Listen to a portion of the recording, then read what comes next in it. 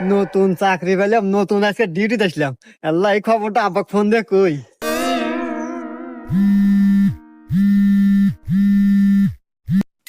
হ্যাঁ বাজান। হ্যালো আব্বা। আব্বা, আমি নতুন চাকরি পাচ্ছি, পুলিশের চাকরি পাচ্ছি। কই? তুই কি করিস বাজান? তুই পুলিশের চাকরি পাচ্ছু? হ্যাঁ, আমার শুনে আত্মাটা জুড়ে গেল বাজান। আমার কত স্বপ্ন ছিল তুই একটা চাকরি করবো, সরকারি চাকরি করবো। যাক বাজান, আমি খুব খুশি হয়েছি বাজান তুই চাকরি পাচ্ছু।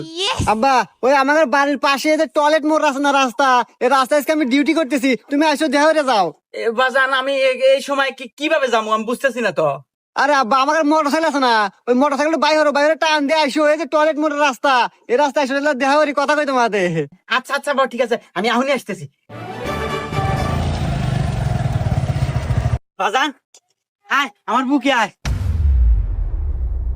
আব্বা, বুয়ে পরে যাইতেছি। তুমি মোটর সাইকেল নিয়ে পারাইছো, তোমার মাথায় হেলমেট নাই, 500 টাকা জরিমানা দাও।